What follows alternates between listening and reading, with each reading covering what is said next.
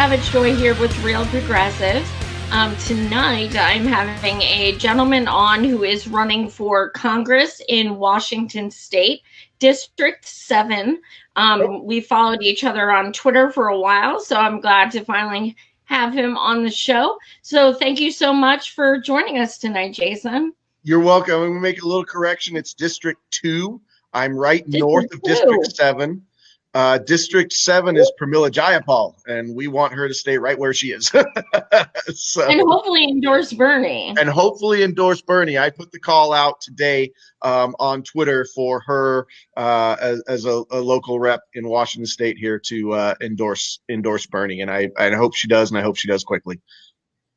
I do as well. She's the next person. It was like after last night, everyone's like, Pramila. Yep. So her endorsement will carry a lot of weight. It would absolutely. So as far as your campaign, we just got to talking, and you were a public school teacher for 18 years. Yes. You taught math, and you recently have left that profession. So do you want to kind of talk about why and, Sure. So I had been a math teacher since 1999, high school math, and I taught all the upper level stuff from like Algebra 2 trig honors all the way up through AP calculus and AP statistics, and I love teaching, and I'm that kind of teacher that I really take an interest in my students in terms of their learning, and so I'm one, and I'm also very real. One of the comments that students make about me the most is that, Mr. Call, you're just the realest person. And so, I'm a non-bullshitter in the classroom. I will tell the kids if they're slacking, you need to step it up. You can do better. And I also teach at a very high level. I'm interested in accelerating my kids in their understanding of mathematics at the high level as much as they can, making sure that they really get a depth of knowledge. But the reason I'm not teaching anymore is because I had some disagreements with my school district. Actually, the school district in the town that I live in right now, in Marysville, Washington. I worked for Marysville School District for 6 years. And left for what I thought would be greener pastures, because I thought that my district was essentially committing fraud around the students. I taught college and the high school pre-calculus, and I was getting a lot of kids put into my classes that were not prepared to do the work at a college level. And to accommodate them, I had to slow a lot of things down. Really, I was teaching a class that I was an adjunct professor at the local community college, and kids could get college credit for my class if they, paid a very reduced fee. It's actually a very good program for them to get college credit. But because they kept putting kids in my class who were not prepared to do that level of work, I was not able to fulfill the college requirements. And I basically went to the local community college and I said, you need to audit this program, because I am not able to do for these kids what you are expecting me to do. And basically I'm feeling like I'm trying to play two different sides of this ball. And so I quit my job. I was actually the head of the math department at that school for a couple of years, and I was elected to the local union. I served on the local board of the local union for 3 years. But then I'd had enough of that particular school district, and I said, you guys are running things really badly. I've got to have something better somewhere else. But I transferred school districts, and then I realized that, other school districts are doing exactly the same thing. And it really all came down to some rules that the state legislature passed, the laws that the state legislature passed in 2007 that said kids had to take 3 years of math to graduate. And they did not do it thoughtfully. There is a place for a third year of math, but realistically, most students don't do a third year of math, or prior to 2007, they had not done a third year of math. And so then they put all of the kids who were really just barely scraping by in Algebra 1, and they said, well, our traditional third year of math is Algebra 2, so let's put all these kids who are barely functional Algebra 1 into an Algebra 2 class, and the system is just broken because of that. And not only that, Algebra 2 is not a class that, most people would need in their careers. If you're not college bound, you certainly don't need it. It's really pre-engineering math. And, kids will be much better served taking a basic statistics class or taking a basic consumer finance class. But the school district just did not manage that law change very well back in 2007. And it turned out all districts were not managing it well. So I'm the kind of guy who pushes back and fights and tries to get things changed. And if you know anything about school administrations, they just want nice, easy. They don't want any trouble. Once they're in administration, administrators are politicians. They're no longer educators. So I just ended up with a lot of conflicts, and I had an administrator put on my reference, do not hire. And that just basically killed my chances. And there's nothing I can do. There's nothing I can do to fight it. They've got a right to do that. But it killed my chances of getting rehired in public education. So right now I'm working a crappy insurance job where I do commercial building inspections. It's non-union. It's half the pay that I was making as a public school teacher. The benefits suck and are expensive. Whereas a bargained contracted teacher, our bargained healthcare was pretty Cadillac by most people's standards. So my fight to have some sanity, to I felt like the school districts were committing fraud. I got pressured to pass athletes, which I resisted, which was another thing that got me in trouble with administrators. And so even though I'm not working where my passion is, which is teaching math in a math classroom, I'm doing something that gives me a lot of flexibility. It actually gives me the flexibility to be involved in politics the way I'm involved. And I don't think I would be able to run this congressional race if I was a public school teacher. So there's pros and cons to me not being in education anymore. But I hope at some point I can get back into the classroom because, bottom line is I'm a pretty fantastic teacher, and I don't mind saying that. So is this like, lack of a better term, on your permanent record where they can say not hire? No, there's no record. So basically when I apply for new jobs, I'm going to pass administrators for references. Well, all of the districts in the area got this one administrator's reference. And so I guess I am waiting for other districts to kind of like lose that. I mean, it's not really a permanent record thing, but there are other districts who have gotten this, and if I apply, they already know that this one administrator said, "Hey, watch out for this guy; he's trouble." And that's really what it is. I'm trouble for administration. I'm not a bad teacher. I'm really a great teacher. It's got nothing to do with the students. The students really love me. I mean, kids were I've had situations where I've overflowed kids who wanted to be in my class. We're union capped at 33 students, and I've taken on as many as 36 students because they need that class. I know they're going to work hard, and I'm totally willing to have more students in my class. Upper level math is different. The kids are very self-motivated and self-started. So I don't mind taking a lot of kids on to make sure that they get the credit they need and they get the education they need. So it's got nothing to do with me as a teacher and everything to do with the fact that I cause trouble, admittedly cause trouble for administration when they are not serving students well.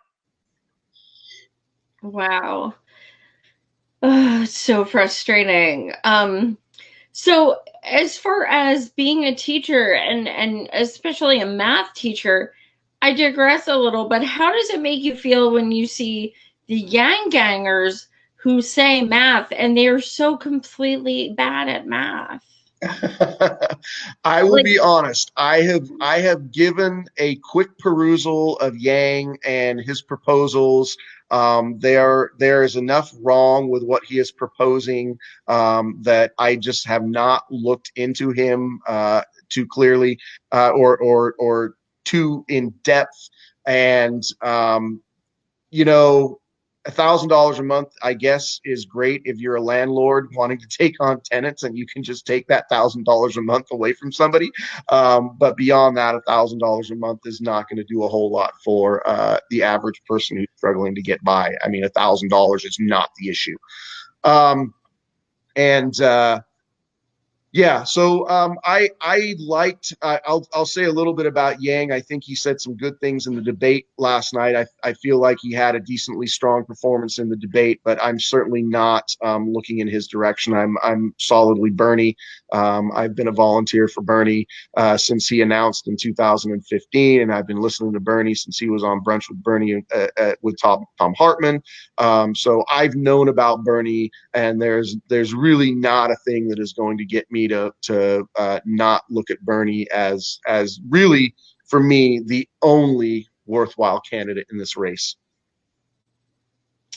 Same. Yeah, I right. hear that. I mean, I think I'm kind of gonna go with Bernie. I think, Right. Um, um. So, how many people are you running against? Well, right now it's just me and the incumbent. The incumbent is a guy named Rick Larson, and this is Washington's second congressional district. The incumbent is a Democrat. He's a corporate Democrat who's rated one of the worst in terms of his legislative record, and in terms of getting bills co-sponsored, and in terms of getting bills passed. He's only had six bills passed in his entire 20. He's been there for 20 years. And he's gotten a total of six bills passed that he has been primary sponsor on. He's owned by Boeing and the military and industrial complex and the fossil fuel industry. He has refused to support Medicare for all. He's refused to support a Green New Deal. We have a lot of local problems surrounding the Navy, and the Navy planes in the local area are called Growlers. They're the new iteration of what used to be the F-18 Hornet, which used to be built by McDonnell Douglas, but now is, because McDonnell Douglas got bought out by Boeing. These jets are now built by Boeing, and they are flying training missions just constantly and really disrupting the quality of life. And area residents are really tired of the disruption of the environment and their quality of life. And he does not listen to their concerns at all. So there's a lot of reasons that he needs to be replaced. But we are a solidly blue district here. We are a D+10 district. So whoever the Democrat on the ballot is going to win that race, and that's been shown time and time again over the last 20 years. So he has not had an effective primary from the left. There have been in 2018 there was a Libertarian on the ballot. The closest he came, and I still believe it was a good 5 or 6 point spread, was back in 2012 when a Republican was on the ballot. But since then he's had primary challenges, but none of them have. So I'll just explain the voting in Washington. When we do our primaries, it's a top two primary. So whoever the two vote getters are that are filed that get the most votes, those two will be on the ballot. So if you remember Sarah Smith last year in Congressional District 9, she was on the ballot as a Democrat next to Adam Smith, who was the sitting incumbent Democrat. So there were two Democrats on the ballot. And I believe that if I am on the ballot next to Rick Larson, that I'm going to win this race. Yeah, I had Sarah on several times. Love her. That's really fascinating. I believe it's only Washington and California that does that. But yeah, the top two. So regardless, it could be two Dems, it could be a Green and a Dem. It could be anyone. So Right. have you guys reached the date where it is not plausible for anyone else to apply to run? No, our filing period is the third week in May of 2020, and so up until that point, anybody can announce, and even during that week, somebody could decide I'm going to run and start their campaign the third week in May. But once that filing period has passed, then nobody else would have the opportunity to be on the ballot other than potentially as a write-in. But that's obviously. Now, do you think I always ask this question, I always get the same answer. Do you think he'll debate you? Um, I don't know. I am fairly prominent locally as a so I should give you a little bit of my history. I got involved. I've worked for Democratic candidates in the past. For instance, I did work for Howard Dean as a volunteer. I worked for Dennis Kucinich as a volunteer. I worked for Obama as a volunteer. And so I have been involved sort of peripherally with local Democratic parties, and I've known some people in the local parties. But when Bernie came on the scene in 2015, here in Washington, when I say we, I mean myself and a number of other Bernie volunteers, we kind of knew how to quote unquote take over the local parties. And in California, you've got in other states, you've got precinct officers. Your legislative districts divided up into precincts. And so it's that same way in Washington. And the way you control your local party is you have people file for this grassroots level office called precinct committee officer, and then they get to elect local leadership. Well, my Bernie comrades and I really just beat the bushes after the caucuses. We had caucuses here in Washington State in 2016, and Washington went for Bernie statewide 73%. And many of our smaller counties, our more rural counties, they were upwards of 90% going for Bernie. So we encouraged a lot of those people to file for this PCO office, and they did. And so here in my county, Snohomish County, we got a lot of people. We got a lot of people to file for this office, and I was then elected to represent the county on the state's parties, the Washington State Democrats Central Committee. So I represented Snohomish County for 2 years, and then I now represent my legislative district, the 44th legislative district. And so I have been prominent on the state party as a progressive voice, pushing progressive resolutions. I was the chair of our local platform committee in 2018.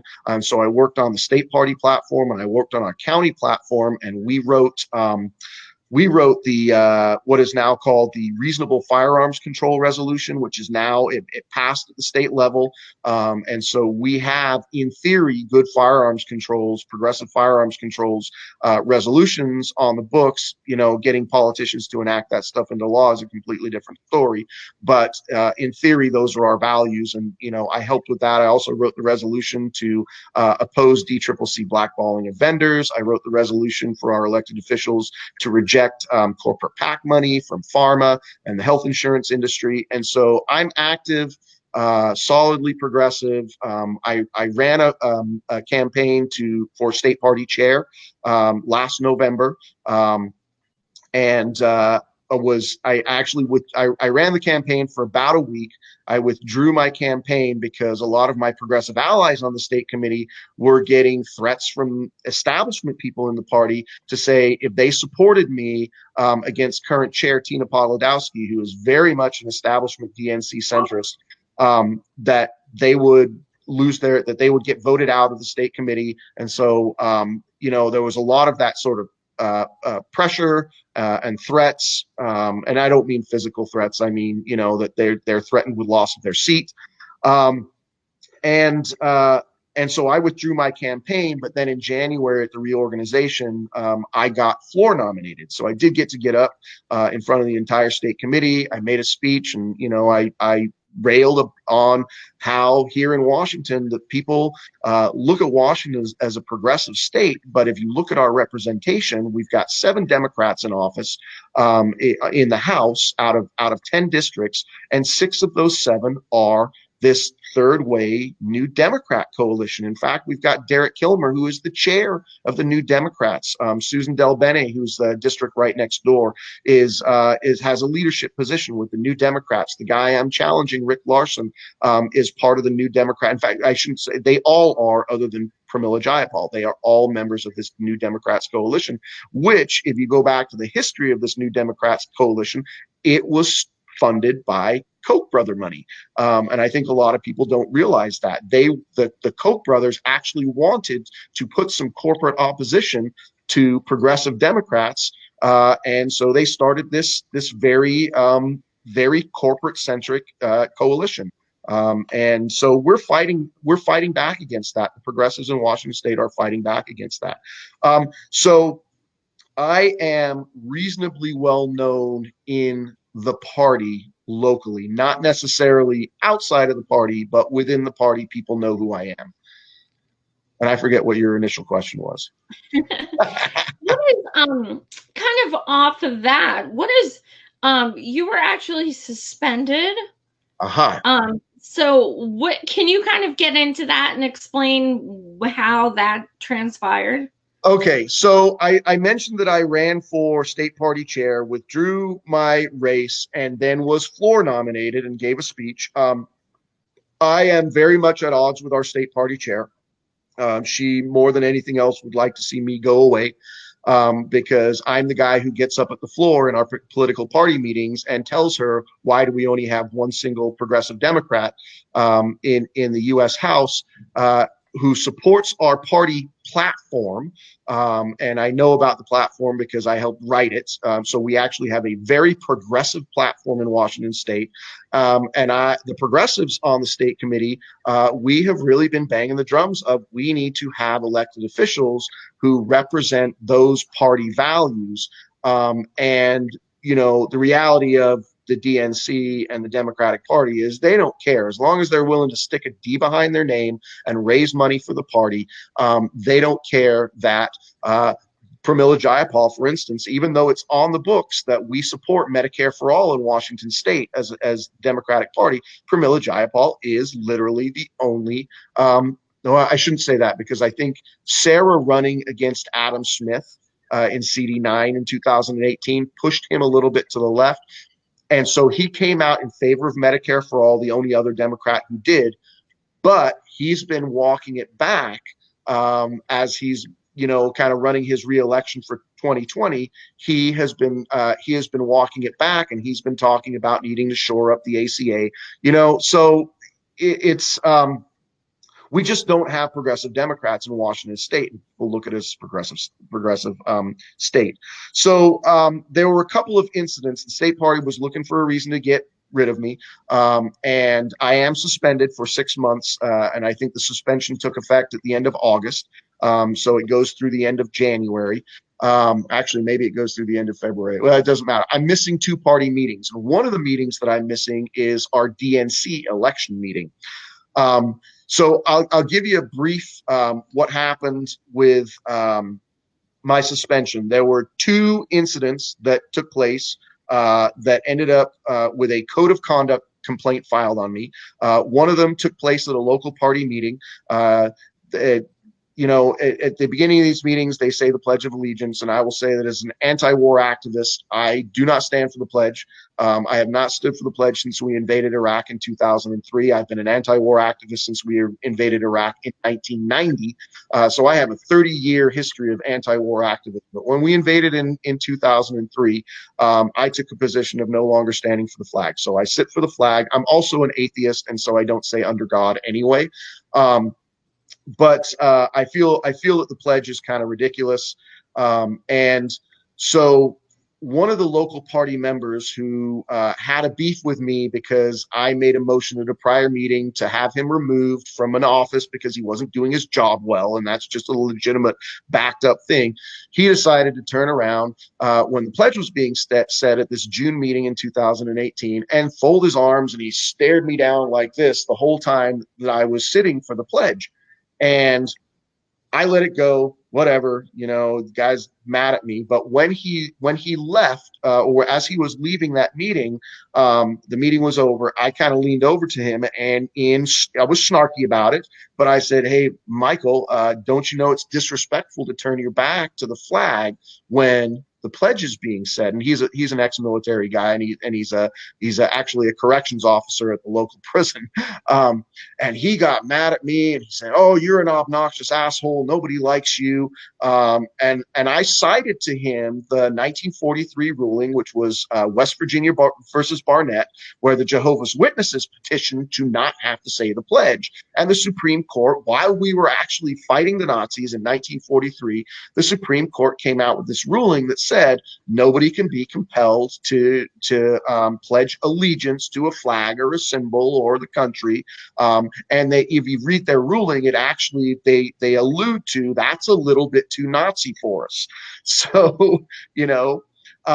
So I made that snarky comment, and and then I told him, I said, "Fuck off with your Nazi bullshit." And I completely admit saying that. I don't take it back. He was, in my opinion, trying to force me to do something that was not constitutional, that I didn't have to and I sit for the flag for many reasons, and we exchanged a couple of fuck yous, and that was it. There was no physical violence. People were very like, but the chair of the party talked to me. "Hey, you can't do that at a meeting." The chair of the party talked to him, said, "Hey, you were trying to be oppressive during the meeting. Don't do that." And it was over. It was handled internally. So if we go forward to March of this year, I dropped my daughter off at high school in the morning, and I was dropping her off at school, and we passed by a pickup truck parked on the street that had a Confederate flag hanging off the back of it. Like, you see a lot of trucks around with the U.S. flag. You rarely see them with Confederate flags, at least not in Washington. But this truck was parked with a Confederate flag flying off of the back of it. It was parked in front of the elementary school that was about a block down from my daughter's high school. And I talked to my kids about that because I was taking them both to school. And I kind of made up my mind that if I saw that, I'd give it a week. And if I saw that flag there in a week, I was going to cut it down. Now, in the meantime, I contacted the principal of the high school. My daughter had said, "Yeah, that's this kid. He's in my math class. He's a senior." And so I let the school principal know, "You've got a kid driving around with a Confederate flag." I gave her some resources for diversity training that actually came from the Black Lives Matter movement, and I think the Southern Poverty Law Center. So I said, other school districts in the area have implemented this diversity training. This will be a good thing to go through with your kids, have an assembly, whatever it is. But the symbolism of the Confederate flag right there in the open on our streets, to me, is unacceptable. So a week later, flag was still there. I pulled over my car, took out my box cutter, cut the flag off the truck, shredded it, threw it in the back of the pickup truck, and I live streamed that to Facebook. Facebook has since removed that video. I don't know when they removed it, but so there were, as I was doing it, there was people cheering, commenting that this is great. Thank you for standing up. And, I made some statements about not having symbols of genocide and slavery and hate being allowed in my neighborhood. And it was parked on a city street. Now, I also said that, if any charges were to come my way in terms of vandalism, and if I was fined for doing that, I would willingly accept that and have that on my record. If somebody wants to put on my criminal record that I vandalized a Confederate flag, have at it. There's no shame in that for me at all. And I recognize that it's a controversial issue in terms of free speech. So some local Democrats thought, wow, here's this guy who's on the state committee. He's representing us as a district, and here he is doing this act of vandalism. Now, they were looking for a way to get rid of me, and they've hated me because I am the face of Bernie, and these are Hillary people who are so mad at the Bernie people, one, for coming in and taken over the party locally, but still blame Bernie for Hillary's loss in 2016. And they've just never gotten over that. And so were happy that they had something that they could use against me. And I see in the comments there, Kim, I am from Washington's 2nd Congressional District. What town is that? So a little bit of the area, it goes from Linwood, which is about 30 miles north of Seattle. It's the King-Snohomish County border, and all the way up to the Canadian border, about 15 to Bellingham.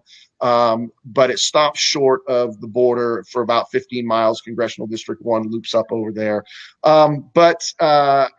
Anyway, so yeah, that's the geography of my district.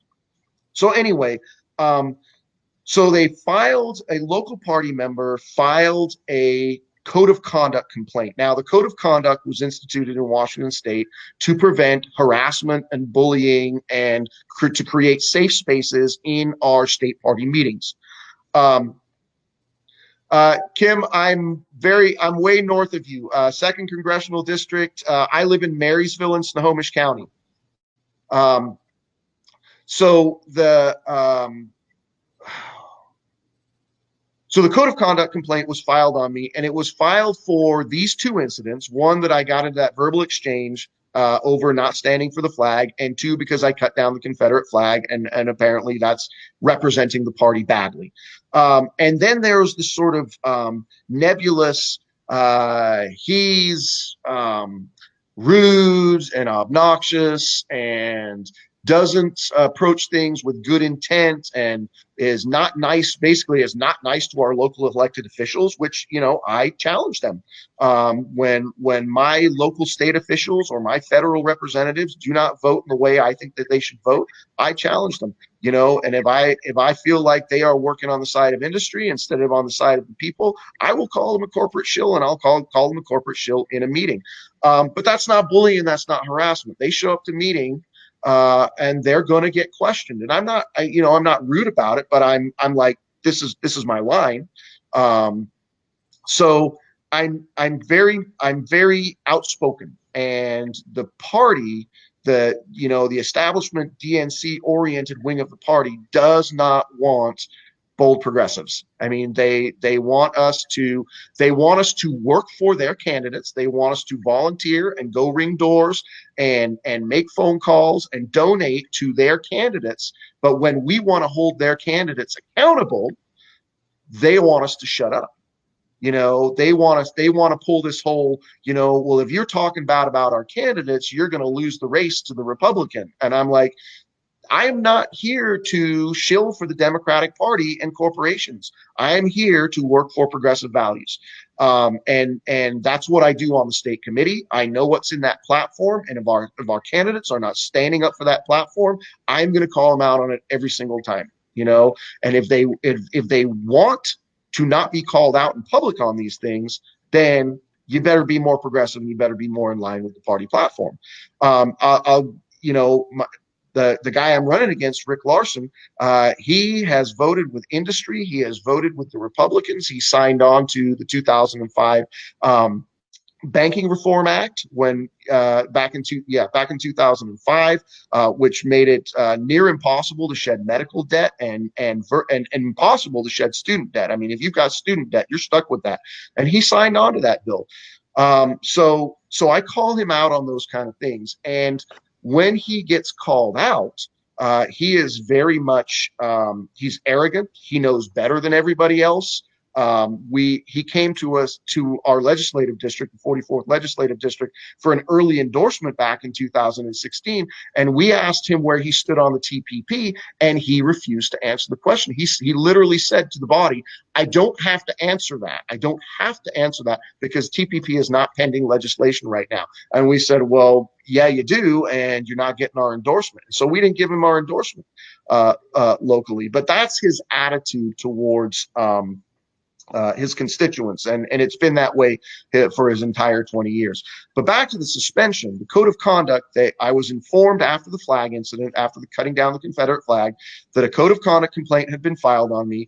It took them 4 months to do an investigation. Supposedly they've got 25 pages of screenshots. Now we're talking screenshots. This is supposedly stuff that happened online. This is not like physical space where I ever gotten anybody's face. I'm very respectful of people's spaces. So I've used coarse language online. I typically don't curse people out, but I'm very vocal about policy. But the Hillary people in my district and the establishment, they are looking at this. They are trying to codify or classify this as bullying, and so that's really what ended up coming down with a suspension from the state party that was handed down in August 20th, is that they have said that my behavior is not safe for people who don't you know people who want everything to just go nice and smoothly and to rubber stamp everything the Democrats want to do. I mean, that's really what this comes down to. But they were very happy to get rid of me. I don't get to vote on the the chair of the investigating committee is a DNC member, and he knew right well that I was not going to be voting for his reelection. So he was very happy to come down with the suspension. And what they did is they took my state committee vote and they gave it to my seatmate in the 44th legislative district. This is actually an unprecedented move where they did not allow me to reassign my proxy. They did not allow the 44th legislative district to vote on somebody to proxy for me. They simply took that vote away from me and they gave it to her, and she is diametrically opposed to me in terms of internal party workings. She's very much a centrist. She and I have voted opposite on a lot of things. And so, in that regard, I mean, it's only one vote, but it's definitely a vote pad for the establishment for them doing that. And then the other thing I want to say about this, the state party chair sent out an email to all of the state committee members remarking on my suspension and saying in this email, she said 6 times she used the words harassment, intimidation, and bullying. This is not acceptable in our party. Well, the interesting thing about that is when I was suspended, those words were not used at all. I was not suspended they said, we don't like your behavior. They said I had threatened violence on my political enemies. Now, you want to know where this comes from? I have used the hashtag punch Nazis in Facebook posts. That's it. That's the only violence I have ever threatened anybody is I use the hashtag. They're Nazis. Say again? They're saying that they're Nazis if they're scared that you're threatening them. Exactly. Really, what are you trying to say here? But just to show you how ludicrous the charges are, that to say punch Nazis is threatening violence on my political enemies. I mean, it's absolutely ridiculous. And furthermore, of the 25 pages of screenshots they said about, that they had about my behavior, I have not seen a single one of them. They have refused to show me any evidence. In this meeting that they had with me along the way with this investigation, they said, well, we're going to have an interview. You can bring somebody in as a witness. I was not afforded any due process. There was zero due process here. Nothing that they have done in terms of investigation or conclusion with the suspension would hold up in a court of law. Well, what their response to that is, well, we're not a court of law. And that's literally what they said. We are not a court of law, and we shouldn't have the same expectations. So that on its face is ridiculous also. But in this interview that they gave me, they said, well, we've got 25 pages of screenshots showing you bullying and saying things that you shouldn't be saying to other people. And I said, can I see them? I can't address this, because they said, are you going to change your behavior? And I said, well, what it seems like to me is you don't want me to be as passionate about policy as I'm being. You don't want me to call out elected officials when I don't think that they're doing things that they should be doing. I can't do that. I cannot promise you that that's what I'm going to do calling forward. I mean, what I do in terms of challenging authority and challenging the establishment is what I do. That's not going to change. Now, if you can show me something where I have been offensive, like oppressive to somebody else, or I've threatened somebody else, or I've, whatever it might be, I can address those specifics.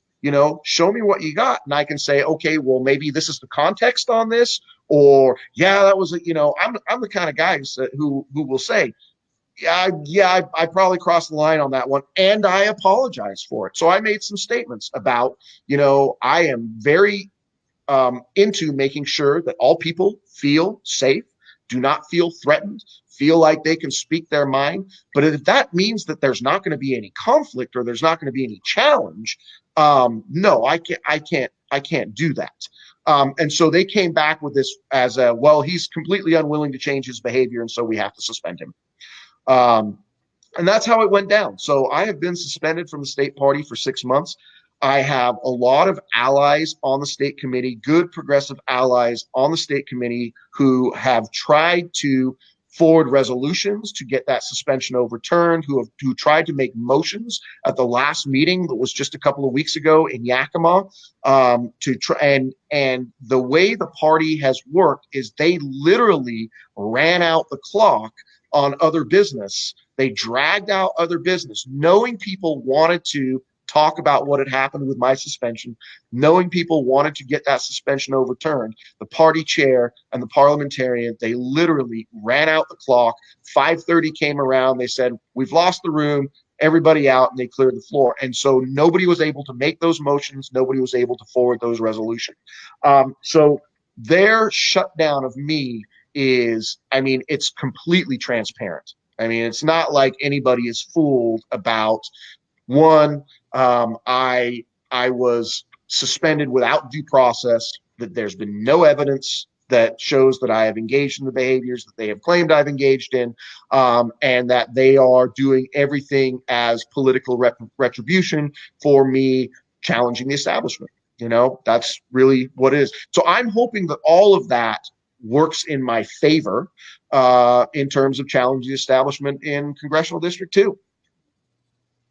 Yeah, that's the thing. Like, when situations like this happen, I always tell my audience, if if there's any reason to vote for someone, even if you're not familiar with them, if it means fuck the system, do it. Honestly. Yeah. So as far as your platform goes, you do support Medicare for all. And now that the term is being misused so much, what kind of Medicare for all do you support? Well, unequivocally, I support Bernie and Pramilla's Medicare for all. I know there are a couple of slight, relatively meaningless distinctions between the Senate bill that Bernie has sponsored and the House bill that Pramila has sponsored.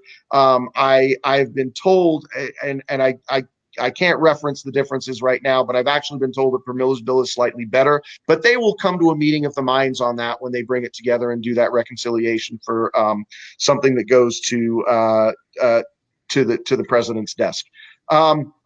Assuming they get passed. But that is the Medicare for all that I support. I support no public option. In fact, the public option is designed to kill Medicare. I have written about this and spoken about this extensively. The public option is literally designed to kill single payer. It sounds very pretty, and it sounds like choice, and it sounds like, oh, well, you can have an option to buy into Medicare. But what a public option would take on are all of the neediest people in the system, all the least able to afford it. The corporations would love that because then they don't have to pay for those needy people anymore. And at that point, that public option system will crash because it will be overburdened and underfunded. And once that crashes, the corporatists will come in and say, hey, look, guess what? Single payer doesn't work. Now we've proven it. Now we're going to give everybody back on these gouging insurance plans. So I reject anything that has a public option in it. It is a wolf in sheep's clothing.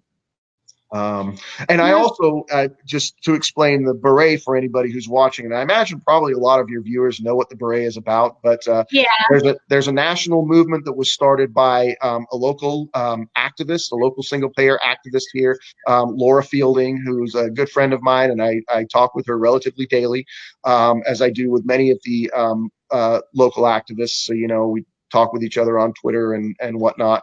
But the red beret is symbolic of the single payer healthcare movement. So if anybody looks up on Facebook, Red Berets Medicare for All, or on Twitter, Red Berets Medicare for All, and you would find Laura, who started this movement. And this is just a bunch of crafters, initially locally, but now has gone nationwide, where they are knitting these berets in order to raise money to support the single payer efforts. And this is particularly important here in Washington State because I'm on the board of an organization called Whole Washington.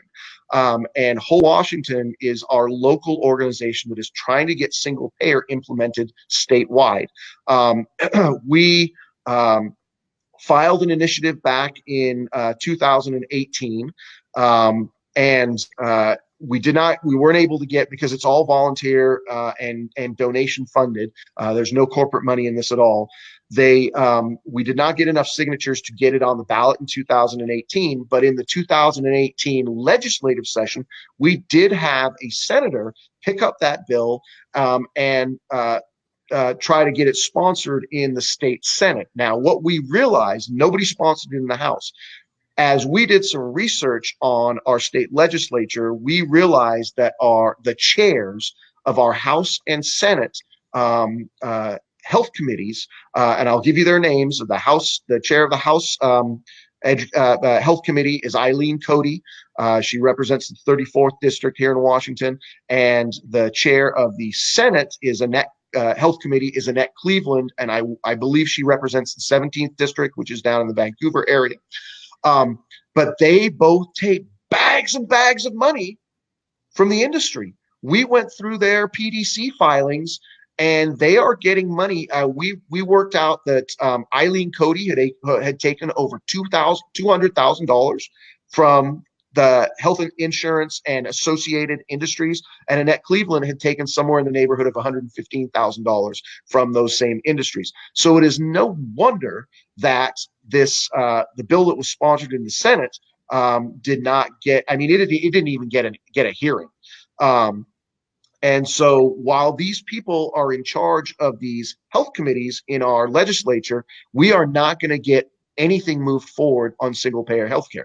So Whole Washington is starting up a new drive. We are going to refile this as an initiative in March of 2020. We do need donations and we do need volunteers. And I encourage anybody watching to go to wholewashington.org, read the bill. It has been analyzed by Gerald Friedman, who is the same economics professor who analyzed the Medicare for All bill. And he has said this is a good bill. This is a working bill. It has even been vetted by our state Treasury Department for its funding. And they've said, yes, this is acceptable funding mechanism. So we have got a bill ready to go. We just need to get it in front of the people. And we're going to try and do that by initiative. And if Bernie gets elected and we get Medicare for All passed at the federal level, fantastic. That's a win. Our job is done. But if that doesn't happen, if that takes a number of years, then we want to make sure that we can get it implemented on a state level and have single payer in the United States go as a domino effect the same way it did in Canada, where Saskatchewan was the first province to get single payer healthcare. And then once they realized it worked on that smaller level, they expanded it nationwide. And we're hoping we can do that in Washington State and then have it expand nationwide. But, honestly, for all the work that we've done here with Whole Washington, if it gets passed at the federal level, then yay, that's a win for everybody. So, there's no ego. We want single payer. We want it for everybody. We want it for our state, but we want it nationally. Absolutely. As far as the Green New Deal, I see some questions about federal job guarantee. Do you support that?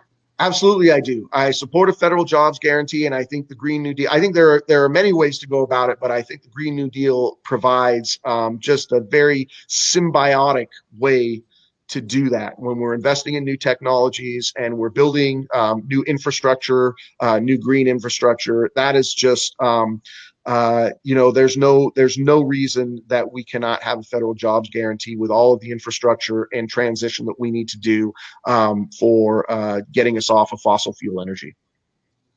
Absolutely. So How do you have any plans as far as criminal justice reform? Um, I have I have been an activist. I've marched in the streets with Black Lives Matter. I am incensed at the killings that have gone on in this country, the police brutality, the fact that if this gives you an idea, I listen to regularly and somewhat religiously Sean King. And so I consider him to be somewhat of my mentor when it comes to issues of the criminal justice system. He has said that prosecutors are immune from any liability for misconduct. It doesn't matter what it's for. And so if you go back as far as the Central Park Five case, and I watched that show that was on Netflix that was the dramatization of that case.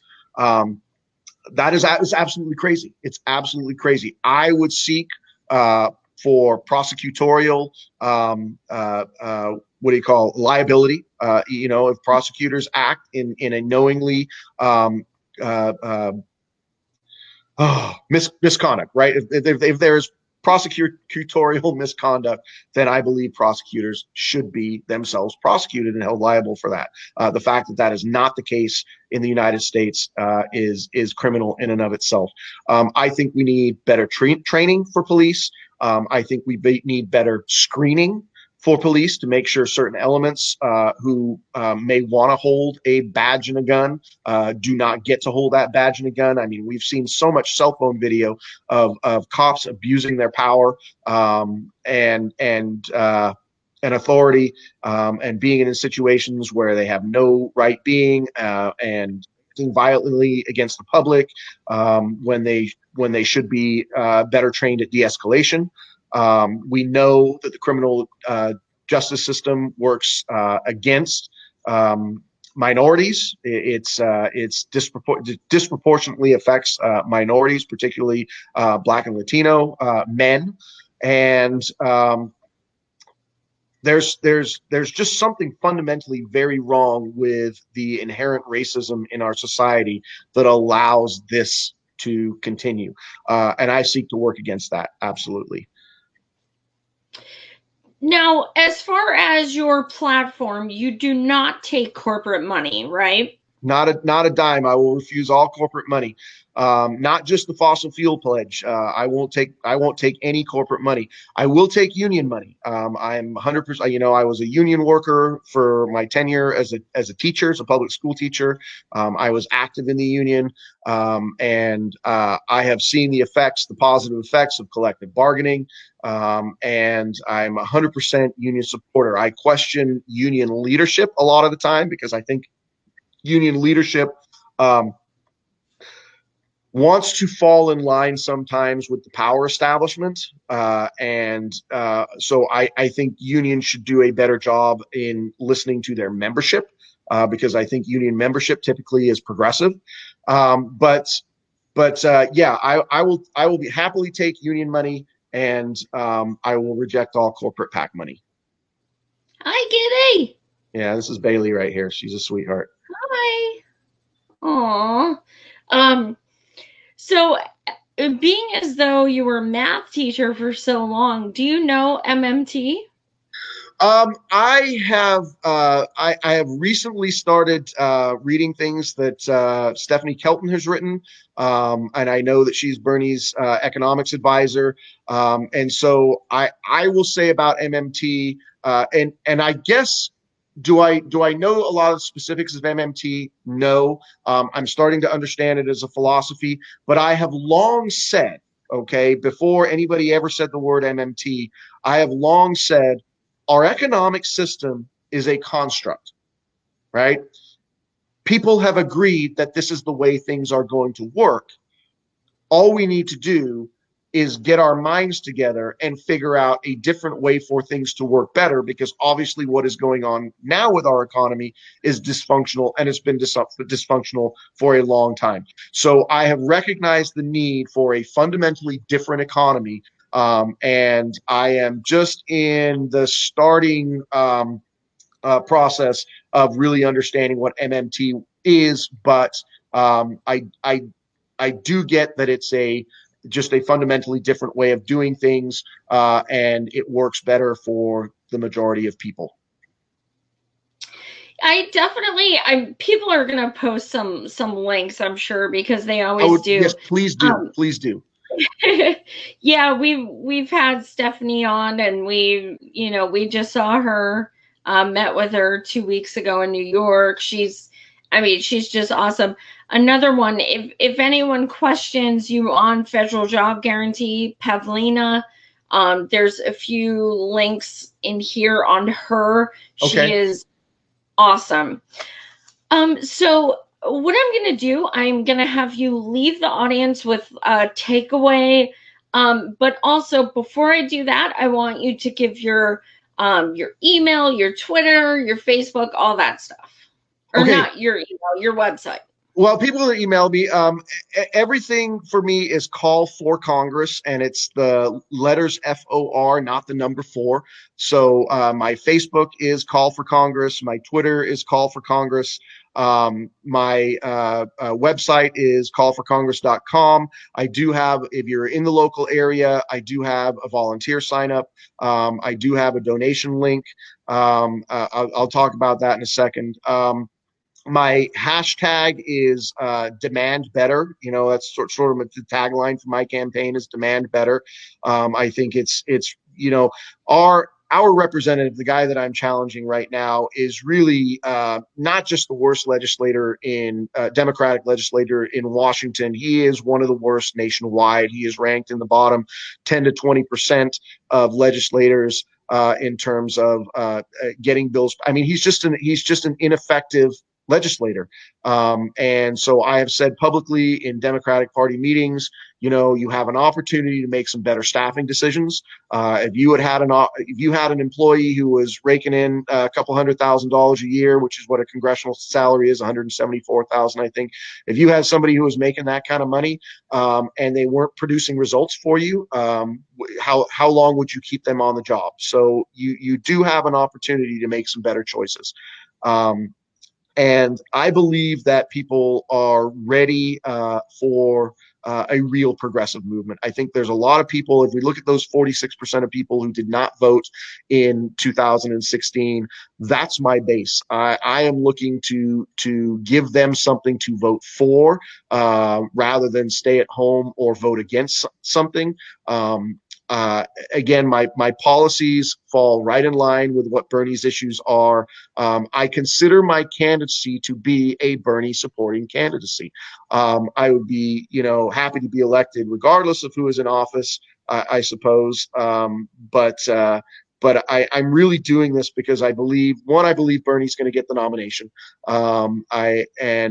Bernie is the single inspirational candidate for me right now. And I want to be there to support his presidency because when he is elected, he is going to need congressional help. It's going to take a progressive shift in Congress for anything to get done. So I'm thrilled that AOC and Ilhan Omar and soon Rashida Tlaib, her name was left off the emails that went today, and I had somebody tell me it's because she wants to make an official announcement when Bernie visits Michigan. So I was a little worried about that for a second, but that's totally reasonable. But the fact that those three prominent women of color, amazing progressives, have come out and done the right thing by supporting Bernie. I think that's going to be a boost to his campaign, and I want to join them. I feel like I am an honorary member of the squad, and I am looking. Although there are some things that I certainly would introduce as pieces of legislation myself. I'm really there to support Bernie's presidency and to support these younger women because I'm almost 50. I probably don't look it, but I'm 48 years old, and my generation has screwed a lot of things up. And the generation that came before me has screwed a lot of things up. And I think we need to look to younger generations for them to determine what the future of the society is going to be. I'm really thrilled that I have inspired my daughter, who's a high school junior right now, enough to where she has started the first environmental club at her high school.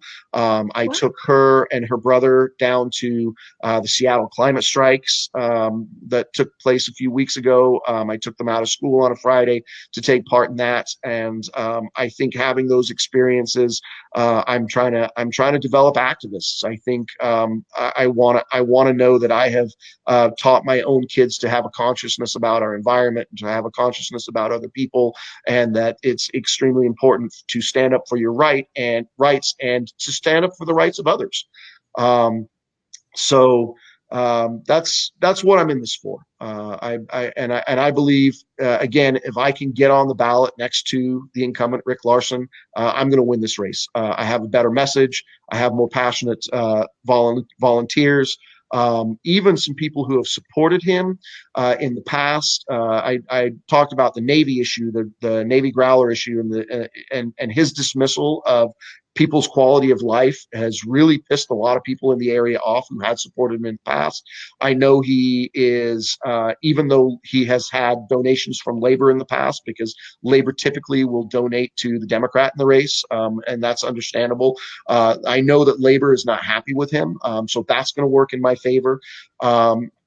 And this thing with the state party is, I believe, ultimately, when the truth comes out about it, that's going to work in my favor, because people are going to look at that and they're going to go, "Oh my God, you guys are willing to lie and just do character assassination on this guy because he's standing up for his values," and that just makes you look bad. I mean, I've said our state party right now is nothing more than an arm of the DNC.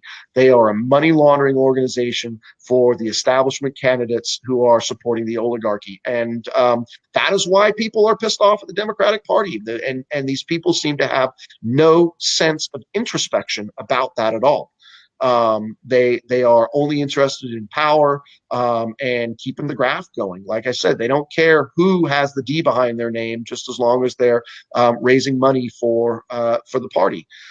So it's a broken system. It's a broken political system, and I absolutely love that Bernie came out and said there should be no corporate contributions to any campaigns. I am 100% behind that. So that's how I am running my campaign.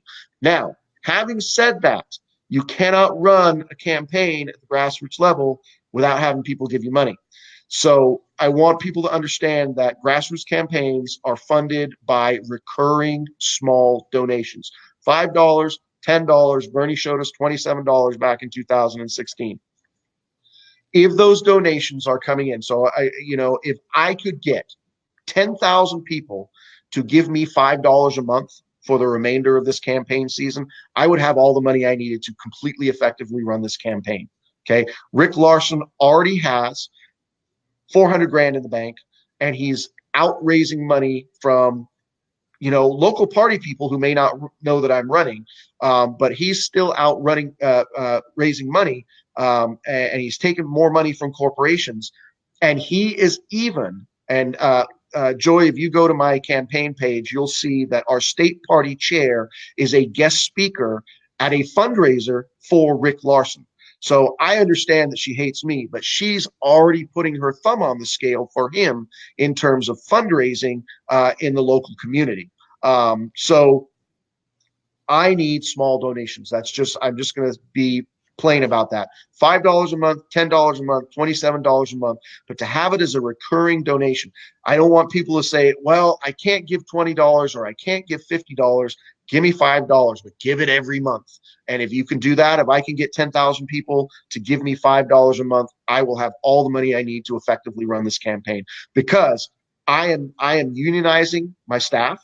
And we are paying them a good living wage to do the work that they are doing for this campaign. So that's got to come from donations. What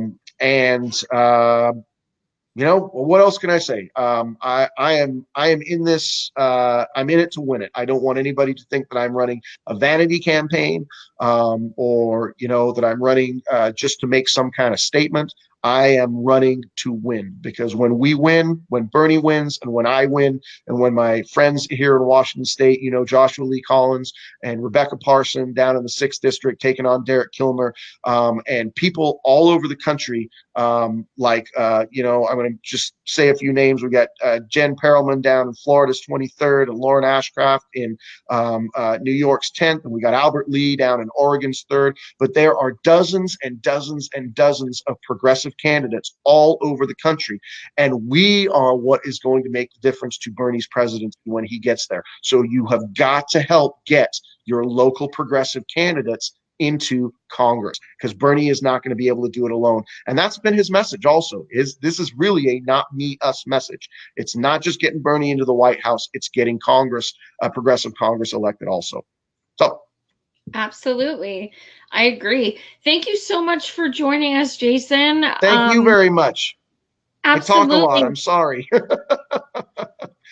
Yes, Paula Jean out in yes. West Virginia. Am I right about that? Paula Jean was West Virginia? West Virginia, yes. Yeah.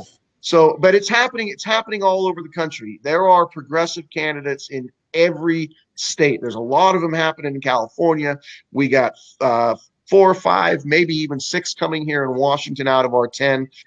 There's a number in New York, Michaela Wilkes in Maryland, and just support your progressives, but do it with $5 a month. Okay. Pick your favorite candidate, and if all you can give is $5 a month, just make sure you do it every month. If you can pick 2 or 3 candidates and say, I'm willing to give them $5 a month or $10 a month, then do that, but do it every month, because we need to know with recurring donations that money is coming in so that we can plan ahead for what our expenditures are going to be. Right on. Well, thank you so much. I wish you the best of luck. Thank you guys for watching. As always, you're amazing. Tomorrow night, I have the night off. Friday night, I am having back a gentleman in San Francisco who is running for DA. His name is Chesa Boudin.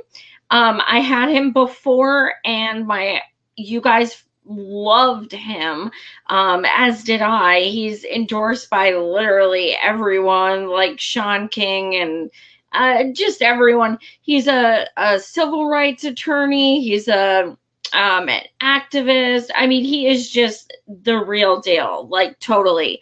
And they are totally trying to screw him out of the race by pre-endorsing someone else and all that fun stuff.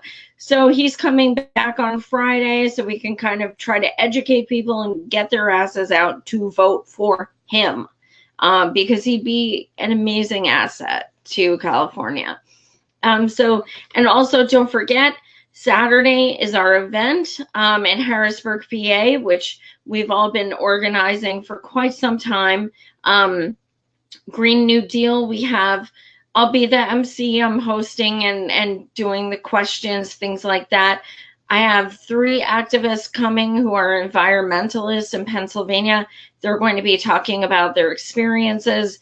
One is very sick and in a lawsuit from drinking the water. One has drone footage constantly of all the pipelines going up in the area. And one is just a very well-known activist who goes from pipeline to educate people. Then we also have Fadl, who's coming in from Ohio. We have Steve. So it's going to be a huge event. We're going to have tables from Sunrise and the whole gang. So it's 10 a.m. to 3 p.m. Anyone who's nearby in Harrisburg, please come out. It's free, open to all. So please join us. And of course, it will be live streamed. So thank you again for watching, everyone. Thank you, Jason. Best of luck with everything. Thank you. I hope we get to talk again soon, and I will see you on the Twitter airwaves. Yes. Have a good night, everybody. Thank you.